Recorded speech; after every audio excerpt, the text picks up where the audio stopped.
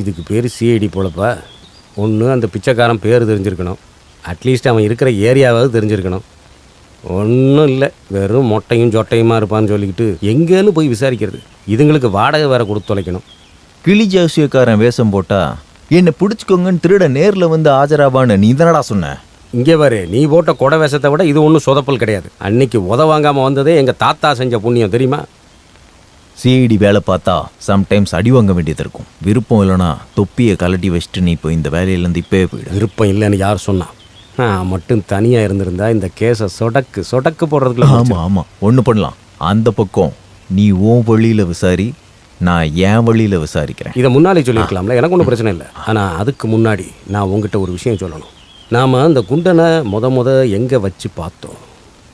ரெஸ்டாரண்ட்டில். அங்கே தானே நாம் இந்த ஊரெல்லாம் சுற்றுறோமே, அதை விட்டுட்டு அந்த ரெஸ்டாரண்ட்டுக்கு மறுபடியும் போய் பார்க்கணும்னு தோணுச்சு உனக்கு? எஸ். இல்லை, இப்போ எனக்கு தோணியிருக்கு. நாம் உடனடியாக அந்த ரெஸ்டாரண்ட்டுக்கு போய் பார்க்கணும். நீ முதல்ல டாக்ஸி கூப்பிடு. உனக்கு அறிவு இல்லைங்கிறத நீ மறுபடியும் ப்ரூவ் பண்ணியிருக்க. இன்ன வரைக்கும் கிளி ஜோஷியம் பார்க்குறவங்க டாக்ஸி கூப்பிட்டு நீ பார்த்துருக்கியா? இல்லை. புரியுது.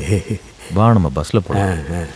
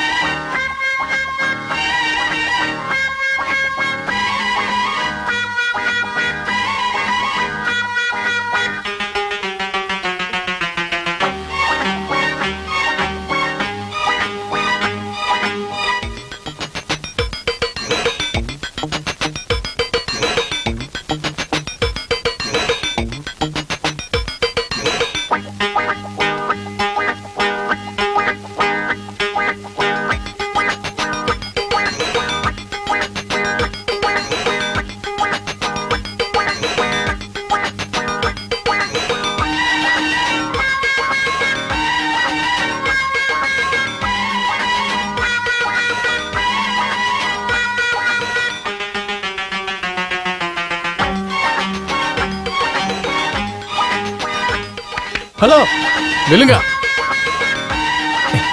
என்ன சார் கை பார்க்கணுமா? எந்த ஊரா நீங்க? நாங்க தென்காசி. வேஷம் போட்டு திருட வந்திருக்கீங்களா? என்னது நாங்களா? ஆமா, நீங்க தான். நீங்க ரெண்டு பேரும் கொடை ரிப்பேர் பண்ற நீங்க வீட்டுக்கு வந்தீங்கல்ல, அப்ப தாடியும் தொப்பியும் வச்சிருந்தாங்க. இது ஒட்டு மீச பாருங்க.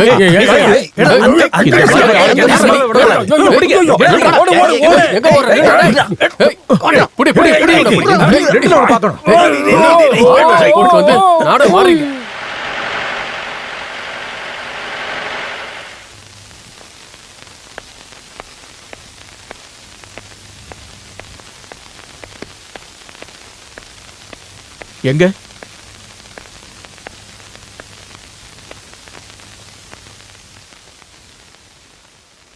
சார், எனக்கு எதுவுமே புரியல. புரியாது. சிஐடி எவ்வளோ கஷ்டப்படுறாங்கன்னு உங்களுக்கு புரியாது. பஸ் ஸ்டாப்ல ஊருக்காரங்க வச்சு அடிச்சது பத்தாதுன்னு இவரும் போட்டு அடிக்கிறாரு. பாருங்க சார், நல்லா பாருங்க சார். இவங்க கேரளால இருந்து கேஸ விசாரிக்க வந்தவங்க. 1000 வாட்டி சொன்னோம்ல, we are CID from Kerala. we are CID from Kerala. I'm sorry sir. CID மேல கைய வச்ச இவங்க அத்தனை பேரையும் தூக்கி லாக்கப்ல வைங்க மிஸ்டர். அது என்னன்னா, வீட்டுக்கு வரும்போது முஸ்லிம் வேஷம், பஸ் ஸ்டாண்ட்ல கிளி ஜோசியம், யாரா இருந்தாலும் சந்தேகம் வரும்ல சார். ஓகே, நீங்க போலாம். ஆனா ஒருத்தரை அடிக்கிறதுக்கு உங்களுக்கு அதிகாரம் இல்லை. அதுக்காக தான் நாங்க இருக்கோம். போங்க சார். நீங்க என்னதான் சார் பண்றீங்க? முஸ்லிம் வேஷம், கிளி ஜோசியம், அதுல என்ன பிரச்சனை? நாங்க கேஸ க்ளோஸ் பண்ணா அது ஸ்டேட் போலீஸ்க்கு பிடிக்காதுன்னு எங்களுக்கு நல்லா தெரியும். கேரளால கேஸ் இல்லாம நாங்க இல்லையா, இங்க கெஞ்சினதுனால தான் வந்தோம். பிடிக்கலனா எங்களை விட்டுருங்க. எனக்கு எந்த பிரச்சனையே இல்லை. கொலகாரனோட பிளட் டெஸ்ட் என்னாச்சு? இது வரைக்கும் ரிசல்ட்டே காணோம். அது எதுவும் வேண்டான்னு நீங்க அன்னைக்கு சொன்னீங்க. நாங்க அன்னைக்கு அப்படி சொன்னாலும் நீங்க உங்களுடைய டியூட்டியை பண்ணணும். எங்களுக்கு அந்த ரிசல்ட் உடனே வேணும். ஒரு டம்மியை கூட ரெடி பண்ண முடியாத உங்களெல்லாம். கம் ஆன் சார், என் ஜீப்ல போங்க. என்னது? ஜீப்லயே போலாம். எங்களுக்கு ஸ்டேட் போலீஸோட உதவி எங்களுக்கு தேவையில்லை. எஸ். கொடை ரெடி பண்ண போனப்போ அடி வாங்குற மாதிரி இருந்துச்சு, பட் வாங்கலை. ஆனால் கிளிஜி விஷயத்தில் நல்லா கொடுத்தாங்க. இனி வேற ஏதாவது ஐடியா இருந்தா சொல்லு. அடி வாங்கினதுல அந்த கிளியும் போயிடுச்சு, இல்லாட்டி அதை வச்சாவது பொழைச்சிருக்கலாம். உனக்கு ரொம்ப பொருத்தமா இருந்துச்சு அந்த வேஷம். என்ன என்ன பார்த்துட்டு இருக்க? ஒன்னதான்டா.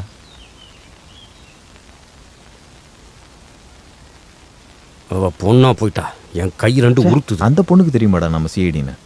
சார் நீங்க உண்மையை சொல்லிருக்கலாம்ல, இவ்ளோ பிரச்சனை வந்திருக்காத. வேஷம் போட்டு சுத்துற சிஏடிங்கள நான் சினிமால தான் பார்த்திருக்கேன். நாங்க இப்படி நிறைய வேஷம் போட்டு தான் நிறைய கேஸுகளை விசாரிச்சு கண்டுபிடிப்போம். கொடையை உடைச்சதுக்கு தப்பா நினைக்காதீங்க. அதுவா இப்போ முக்கியம்? இப்போ எலும்பு முறிஞ்சில் நிற்கிறோம். சாரி. ஹே, அதெல்லாம் பரவாயில்ல. உங்களுடைய பஸ் வரலையா? பஸ் போயிடுச்சு. இன்னைக்கு டைம்க்கு வேலைக்கு போக முடியாது, அதான் வீட்டுக்கு திரும்பி போறேன். ஓ, எங்க ஒர்க் பண்றீங்க? பெரிய வேலைலாம் ஒன்றும் இல்லை, ஒரு டெக்ஸ்டைல் ஷாப்ல சேல்ஸ் கேர்லா இருக்கேன். உங்களுடைய பேர் என்ன? ஷோபா. நான் ராம்தாஸ். தாஸ், நம்ம வேலை கேஸ் விசாரிக்கிறது.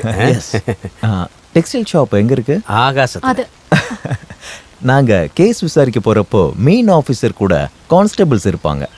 மற்ற விஷயங்களை பார்த்துக்க. நான் பிகாம் ஃபர்ஸ்ட் கிளாஸ். அப்புறம் மிஸ்டர் கான்ஸ்டபிள் காலேஜ் ஒழுங்கா போவதனால கான்ஸ்டபிள் ஆயிட்டாரு. கேரளாவில் தள்ளு வண்டியில காய்கறி வித்துக்கிட்டு இருந்தான். ஆமா ஆமா, ஞாபகம் இருக்கு. ஒரு கேஸ் விசாரிக்கும் போது அந்த மாதிரியான ஒரு வேஷம் போட வேண்டியது. ஒரு வழி பண்ணாம விட மாட்டேன்டா. அவர் ரொம்ப கோக்காரர் போல இருக்கு. ஹே, அப்படிலாம் இல்ல. இவனுக்கு இந்த ஆபீசர் கான்ஸ்டபிள் அந்த காம்ப்ளெக்ஸ்லாம் கொஞ்சம் இருக்கும் தானே. அப்புறம் பார்க்கலாம். ஒரு சிஐடி ஆனதுக்கு அப்புறமாவது உன்னோட மனநிலை கொஞ்சமாவது மாறி இருக்கும்னு எதிர்பார்த்தேன்டா. தள்ளு வண்டி கதையை பத்தி வேற யார்ட்டையாவது சொன்ன உன் முகரே பேத்துருவேன் பாத்துக்க. ஏன்டா நீ இன்னும் எத்தனை நாளைக்கு தாண்டா இந்த பிகாம் ஃபர்ஸ்ட் கிளாஸையே பிடிச்சிட்டு தொங்குவேன்? என் வயிறெல்லாம் எரியுது. எரியட்டும்டா, அப்படிதான் எரியணும். ஏன்டா உன்னால பிகாம் ஃபர்ஸ்ட் கிளாஸ் வாங்க முடியுமாடா? எனக்கு கிடைச்ச மெடல்ல பங்கு போட்டுக்கிட்டு நீ இருக்க. போடா திருட்டு போய்.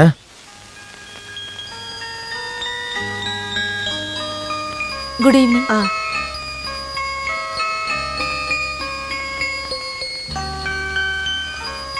செல்லம், வீட்டுக்கு போலாமா? வா.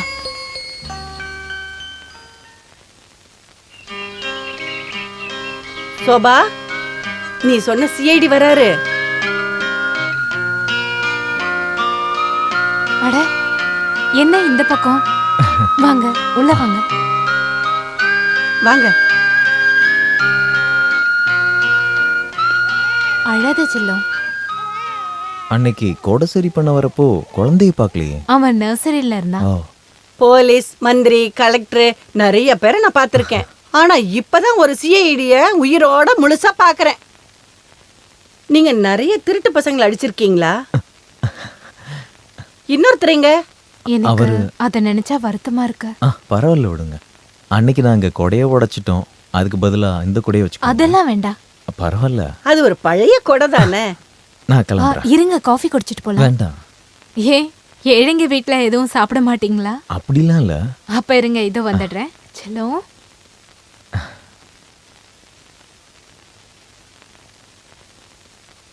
இது ரொம்ப விலை அதிகமா இருக்கும் போல இருக்கு.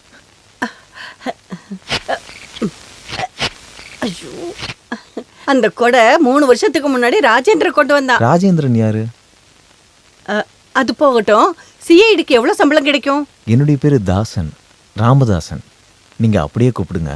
சிஐடி தான் கம்பீரமா இருக்கு. ராமதாசன் சிஐடி எந்த ஊரு? அது சவுத் சைடு. கல்யாணம் ஆயிடுச்சா? இல்ல. அப்ப நான் ஒரு விஷயம் சொல்றேன். ஜாதக பொருத்தம் இல்லைன்னா கல்யாணம் பண்ணிக்காதீங்க. என்ன நட்சத்திரம்? நட்சத்திரம் ஆயில்யம். என் பையனோட நட்சத்திரம், என் ராஜேந்திரனோட நட்சத்திரம்.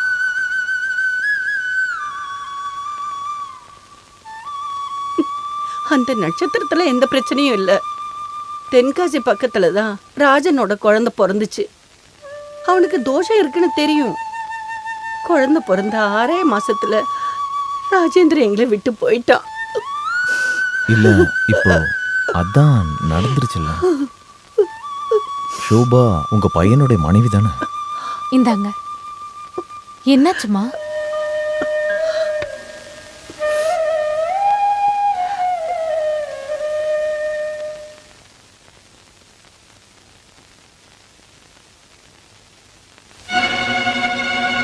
அப்புறம் பார்க்கலாம்.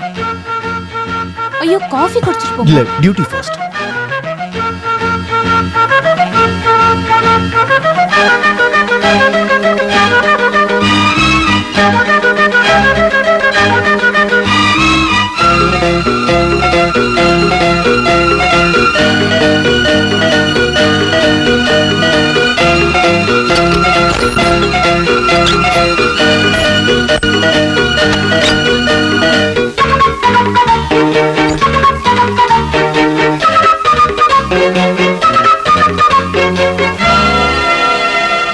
நேற்று ராத்திரியும் நான் முயற்சி பண்ணேன். ரொம்ப கவனமாக இருந்தால் தான் விஷயம் நடக்கும்.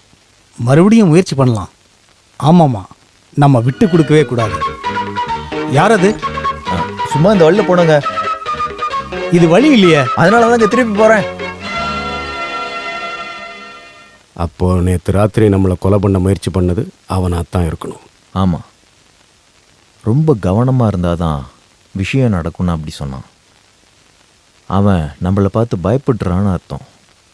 விட்டு கொடுக்கவே கூடாதுன்னு சொன்னான். விஜயா, நாமளும் எல்லாத்துக்கும் ரெடியா இருக்கணும். அதை விட வேற வேலை?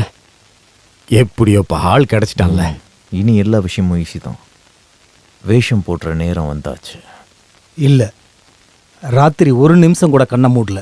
இந்த பறவைக்கு உணர்வு சக்தி ரொம்ப அதிகமாக இருக்குன்னு நினைக்கிறேன். நான் சத்தம் போடாமல் ரொம்ப அமைதியாக தான் கிட்ட போனேன். இருந்தாலும் என்னுடைய அசைவுகளை வச்சு தப்பிச்சிருச்சு. அது புல்ஃபின்ச்னு தான் தெரியுமா? பார்க்க அப்படி தான் இருந்துச்சு. இந்த பறவைகள் எண்ணிக்கை 198 மட்டும்தான் இருக்குன்னு சொல்லியிருக்காங்க. அது தப்புன்னு நான் ப்ரூவ் பண்ணுறேன். எல்லா பேர்ட் ரிசர்ச்சருக்கும் இது நல்ல பதிலடியா இருக்கும். கண்டிப்பாக.